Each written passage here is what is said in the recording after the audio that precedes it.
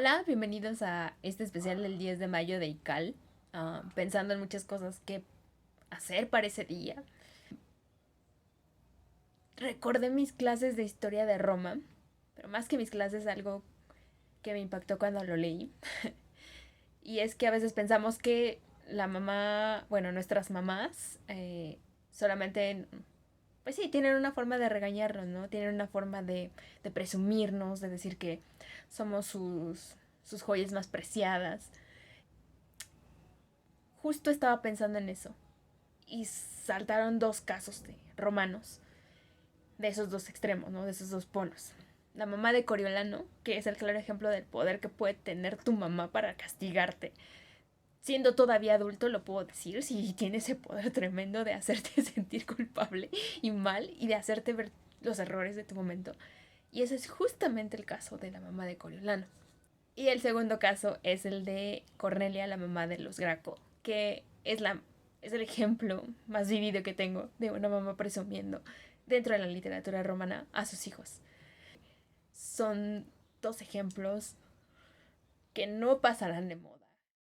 Saludos a mi mamá, espero que lo vea y que le dé like y que comparta este video.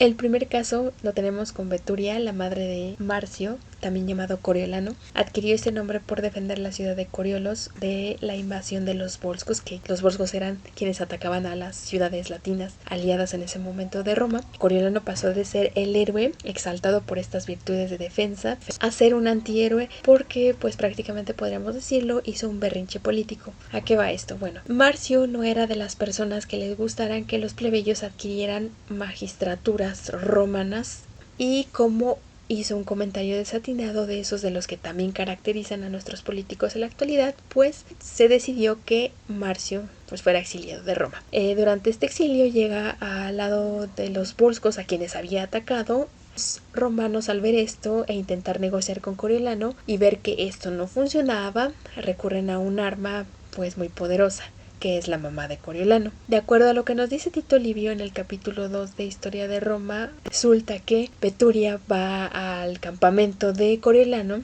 intercambia unas cuantas palabras. Menciona: antes de recibir tu abrazo, deja que me entere de si me acerco a un enemigo o un hijo, si soy una prisionera o una madre en tu campamento. A esto me ha conducido mi larga vida y mi desdichada vejez a ver en ti un exiliado y después un enemigo. ¿Has sido capaz de saquear esta tierra que te hizo nacer y te alimentó? Así que si yo no te hubiese parido, Roma no estaría sitiada. Estas son las palabras que le dice, según Tito Livio, o que le dijo Veturia a su hijo Coriolano, en donde podemos ver que, pues obviamente es una mamá que está decepcionada de su hijo. De hecho, el escrito es más extenso y Veturia utiliza también como que, pues date cuenta, si atacas, pues no solamente atacas a tu mamá, sino también atacas a tus hijos y a tu esposa. El segundo ejemplo es todo lo contrario, estamos hablando de una mamá muy orgullosa de sus hijos, y es el caso de Cornelia. Ya era descendiente ni más ni menos de los Escipiones. Bueno, los Escipiones, ¿quiénes eran? Los Escipiones fueron una familia distinguida por sus dotes militares. Cornelia estaba orgullosa de la descendencia que tenía, sin embargo, lo que más le enorgullecía a ella es que era la madre de dos muchachos o de dos vástagos, quienes fueron conocidos como los Graco.